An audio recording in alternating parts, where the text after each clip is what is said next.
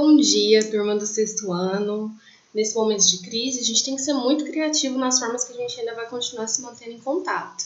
Então, hoje a gente vai iniciar a correção da nossa revisão. Eu vou fazer a leitura das questões, explicar cada uma delas, explicar as respostas. E assim a gente vai fazendo até a gente terminar a correção da revisão. Primeira questão.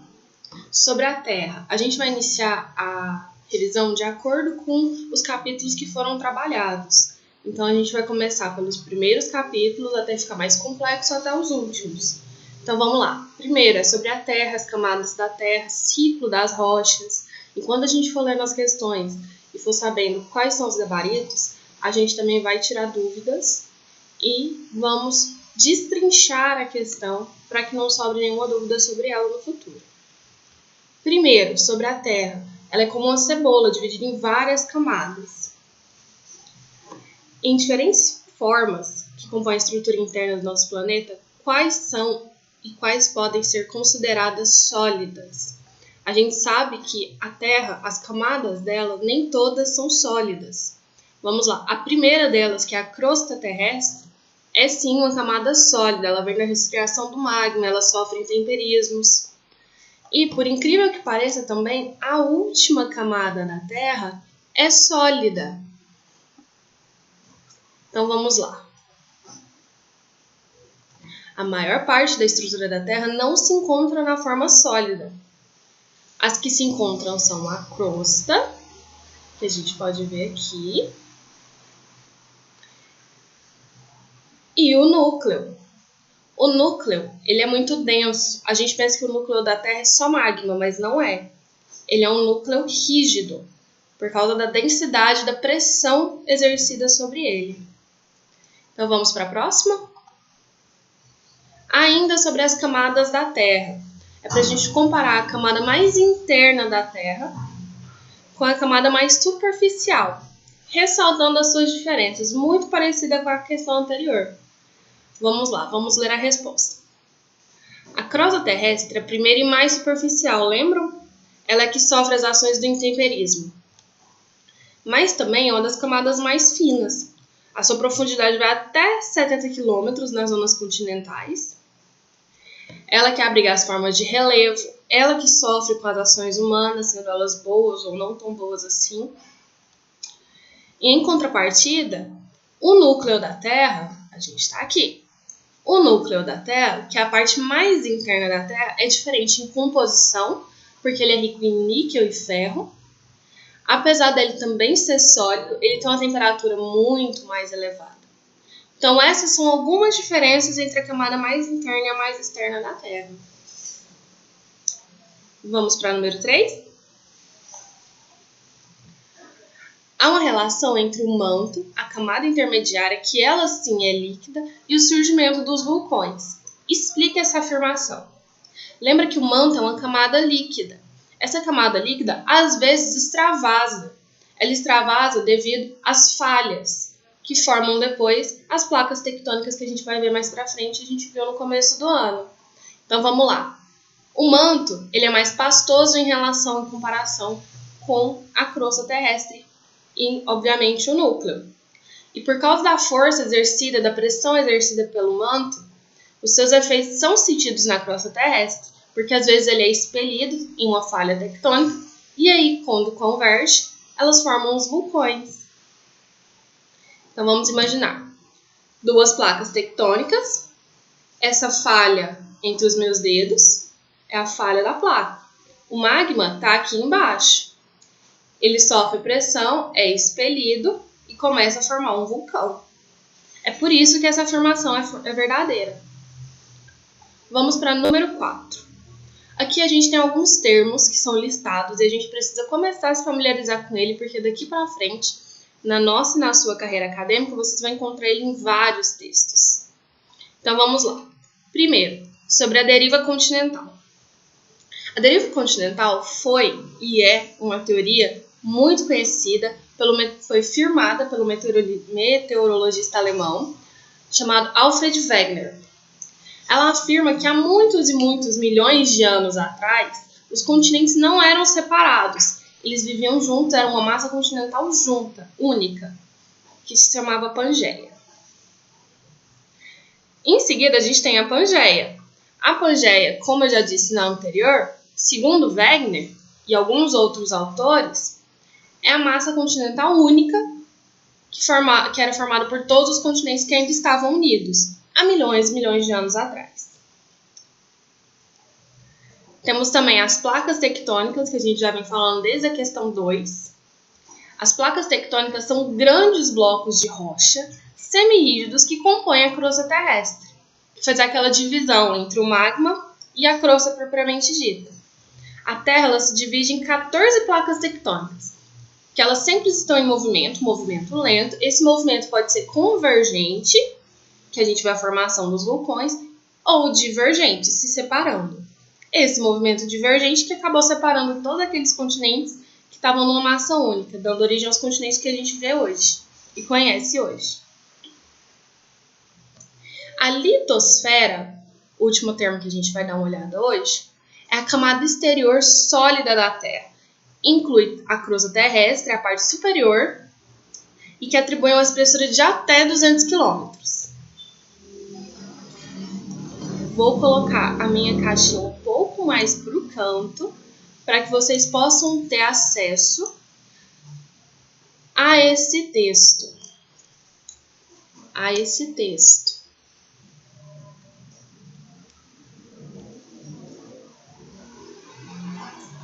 Vamos continuar?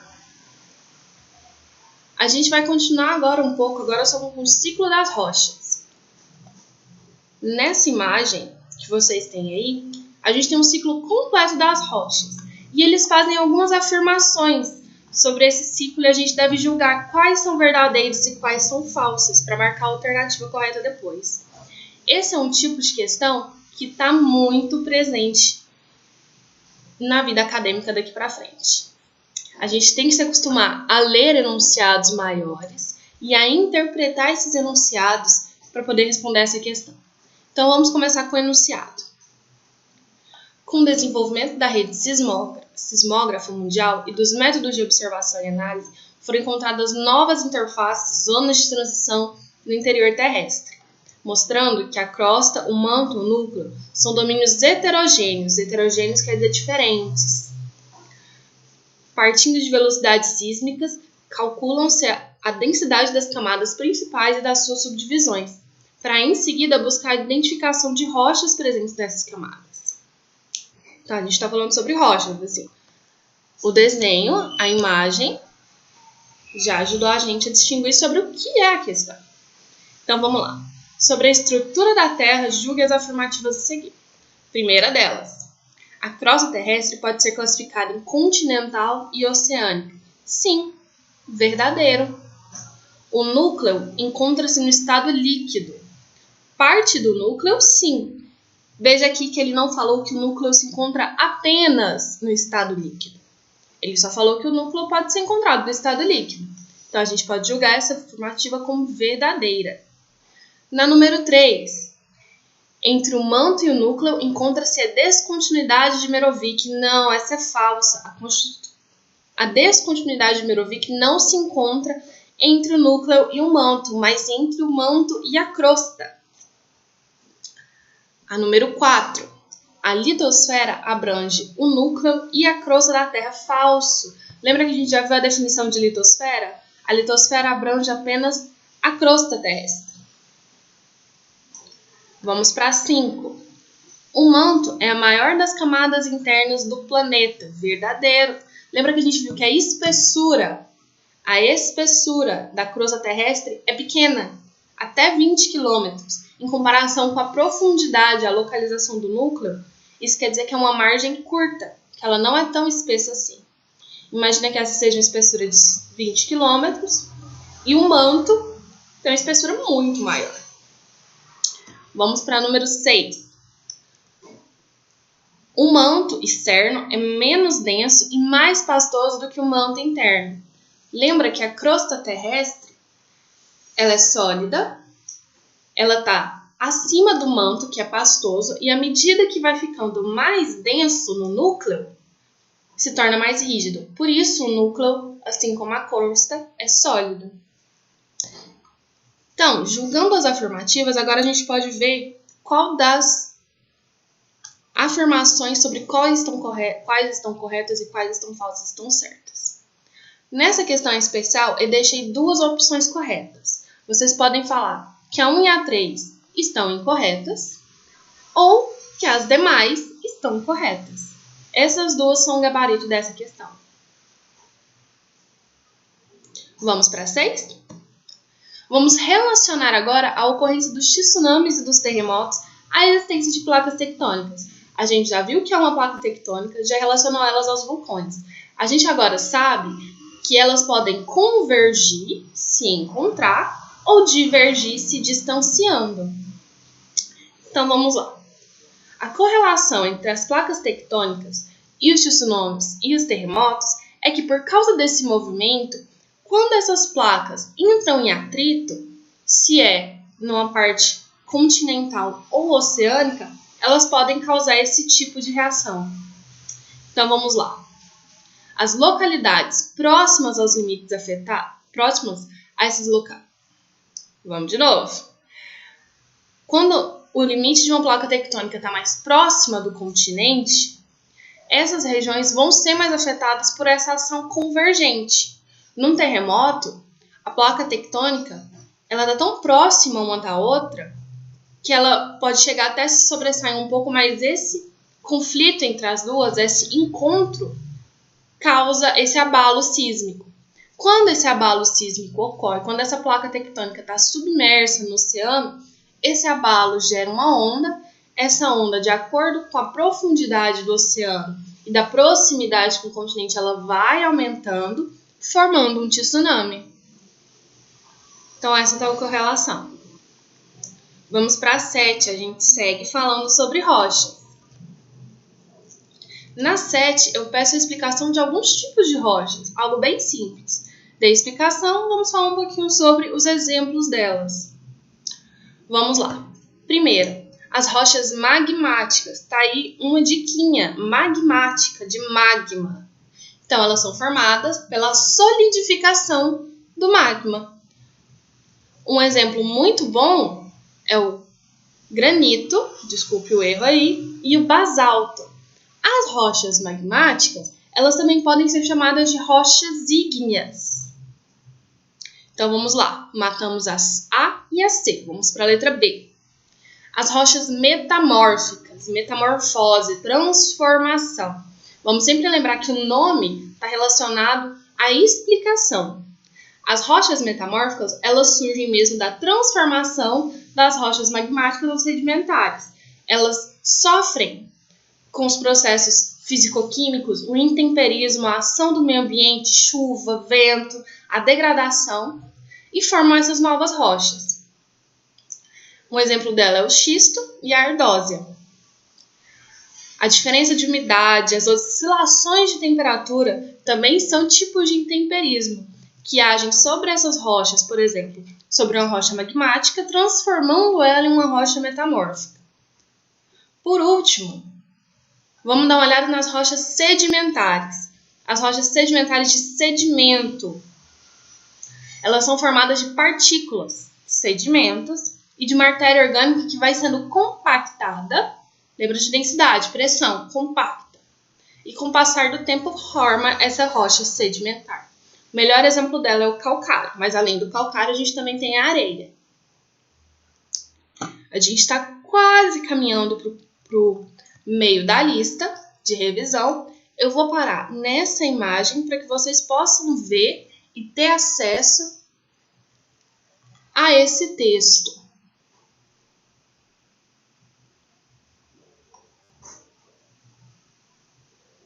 Ok? Vamos continuar.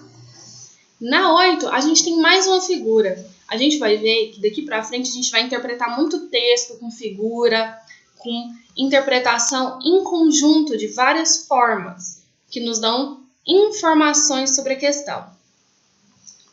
A gente vê isso muito na língua portuguesa, onde tem charge, tem recursos visuais muito ricos. Então, vamos lá. No decorrer do tempo geológico, as rochas passam por diversas modificações e se transformam. Com base na figura acima e nos conhecimentos sobre a dinâmica das rochas, escolhe a alternativa incorreta. Então, vamos lá. Vamos classificar essas afirmações de acordo com a veracidade delas. Na letra A, as rochas ígneas são formadas a partir do resfriamento do magma, levando à formação de rochas como o granito. Correto. Foi até o exemplo que a gente deu na questão anterior. Então, essa está verdadeira. Letra B. O intemperismo transforma as rochas ígneas em metamórficas, como ocorreu com a formação do calcário na região de Sete Lagoas, em Minas Gerais. Vamos lá. Quando a gente observa, a gente vê que na ilustração dá para perceber que essa informação é falsa. Por quê? O intemperismo não é o principal responsável. Lembra que a gente falou um pouquinho antes sobre intemperismo?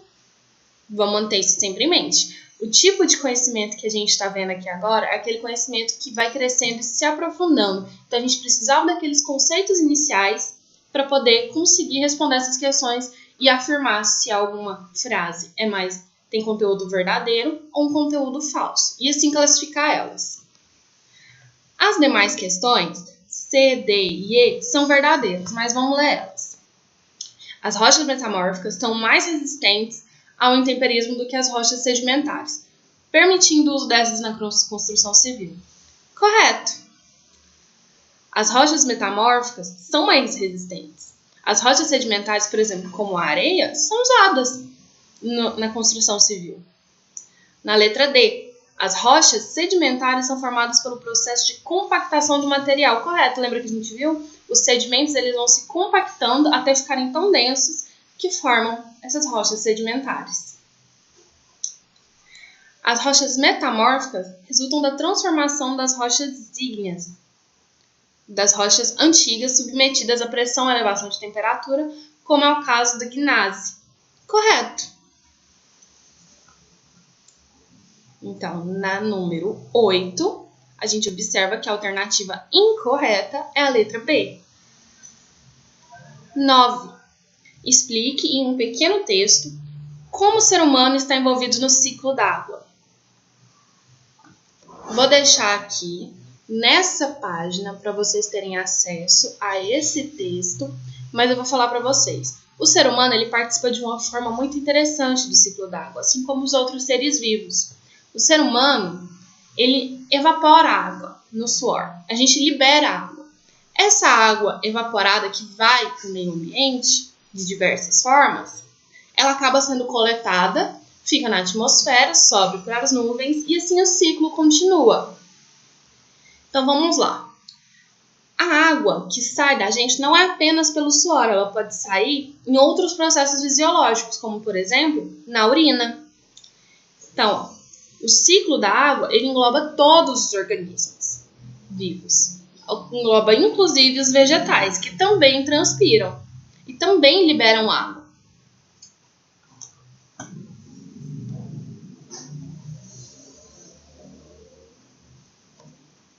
Número 10. Explica a importância da luz solar nos efeitos do ciclo da água. A luz solar ela é como se fosse a força motora. Ela que vai impulsionar o ciclo da água, porque ela que vai promover, ela que vai dar a energia necessária para essa água que se encontra no ambiente poder ser evaporada e assim dar início ao ciclo. Então a luz é que provoca a primeira etapa, que é a evaporação da água. E daí por diante também o calor é responsável por os outros movimentos do ciclo. O calor é gerado pelo Sol, por isso ele é tão importante. Vamos para o número 11. Qual a contribuição dos animais e vegetais para o ciclo da água? Foi o que eu falei lá na questão 9. Os animais e os vegetais participam ativamente do ciclo da água, porque a gente também transpira, a gente libera água para o meio ambiente. E essa água liberada para o meio ambiente é o que vai participar do ciclo da água. Vamos lá. Número 12. A gente começou falando sobre as rochas. Agora a gente passou do ciclo das rochas para o ciclo da água. e começa a falar da água, das suas propriedades, de como ela é usada, de como ela é encontrada no meio. Então, nesse momento, a gente está falando do ciclo d'água. O ciclo d'água depende principalmente, lembra que eu falei que o sol é a força motora? Então, depende principalmente da evaporação da água, porque é o calor que evapora e depois da condensação, é esse calor, a falta de calor, que faz com que ocorra as chuvas. A energia solar, então, ela desempenha um papel fundamental no ciclo d'água, porque essa energia promove a mudança do estado líquido para o estado gasoso, para que essa água penetre na atmosfera e depois possa se condensar em nuvens mais altas e assim formar a chuva. 13. Como a água evapora, entra na atmosfera e depois retorna para o estado líquido? Como a gente começa a ver o ciclo d'água como realmente um ciclo fechado, em que a água evapora e depois desce, volta para a terra na forma de chuva, a gente entende que essa água retorna exatamente dessa forma, se condensando, condensando. Quando se condensa demais e a nuvem fica muito carregada, muito pesada, essa água não tem outra alternativa que se não descer de volta para a terra em forma de chuva. A gravidade ajuda nisso. Vamos para 14. Dando tudo certo, a gente fecha metade da lista na primeira correção. Vamos lá? O ciclo da água da natureza envolve os seguintes fenômenos físicos. A gente agora vai classificar esses fenômenos. Vamos lá, o ciclo da água depende da decomposição e da evaporação? Depende muito da evaporação. A decomposição é secundária. A absorção e precipitação? Transporte e decomposição? Fotossíntese e respiração? Todos esses processos participam indiretamente do ciclo da água, mas não são os essenciais. Os essenciais são a evaporação, primeira parte do ciclo, e a precipitação, que encerra o ciclo e, da mesma forma que encerra, inicia um novo ciclo. Então, a letra B é a mais correta. Vamos para a número 15. A número 15, a gente tem um pequeno esquema do ciclo d'água, e aí vocês devem colocar o que esses números significam. 1, 2 e o 3. Vamos lá. O ciclo d'água, esquematizado a seguir, representa os processos físico-químicos que estão presentes no ciclo d'água. Esses processos são os algoritmos 1, 2 e 3. No 1, a gente vê uma seta indo dos vegetais para os lagos e oceanos. Lembra que os vegetais também transpiram, eles também liberam água para o meio ambiente. Então, do vegetal para o lago e oceano, que é o número 1, a gente pode colocar infiltração, porque nesse processo a água também é absorvida pelo solo. No 2, que vai do contrário dos vegetais para as nuvens, é o processo inverso. Por quê? De uma forma, os vegetais, o número 1, estão infiltrando no solo, e do outro, eles estão indo para o sentido contrário, subindo, em direção às nuvens. Se ele está subindo, lembra que eu falei que vegetal faz? Vegetal é tipo a gente. Vegetal transpira, vegetal libera água para o meio ambiente. Então, o número 2 é transpiração. O número 3, ele está ligando os lagos e oceanos às nuvens. Quando a água ela sai do lago e do oceano por causa do aumento de temperatura, ela quer dizer que a gente está falando de evaporação. Então, o número 3 é evaporação. O ciclo d'água e o ciclo das rochas são muito importantes. São um dos dois conteúdos que vão cair na prova, juntamente com as outras unidades do capítulo, que vão até a célula. Então, a gente precisa lembrar também que o ser humano é composto quase 70% de água. Então, é esperado sim que os seres humanos, os animais e as plantas participem do ciclo vegetal, do ciclo da água, Então, o ciclo da água e o ciclo das rochas é um ciclo bastante simples. Eu sei que na nossa aula a gente trabalhou fazendo os mapas desses ciclos. Agora eu quero que vocês, para estudarem, para a gente fechar essa parte do conteúdo, utilizem esse mapa mental que vocês fizeram para falar sobre o ciclo das rochas e o ciclo da água e coloquem também a definição, coloque as fases da água. Coloque também como é que chama quando passa do estado líquido para o estado gasoso. Esse processo é direto, é indireto? E do sólido para o líquido? Cada um desses processos são termos que a gente vai entrar em contato, que a gente vai ver muito na nossa vida acadêmica. E a partir desse momento, a chave é a gente saber conceitos básicos e a gente inserir eles em contextos que vão ficando mais complexos à medida que a gente vai aprendendo o conteúdo. Assim, a gente começa a ter conhecimento de base para poder formular perguntas mais complexas. E essas perguntas vão ser respondidas ao longo da nossa carreira acadêmica, ok? Eu vou finalizar a correção por hoje na número 15. Lembrem-se de como funcionam as salas virtuais. Entrem em contato com a gente. Nesse momento de crise, a gente precisa ser bastante flexível, a gente precisa estar em contato para que o conhecimento não pare.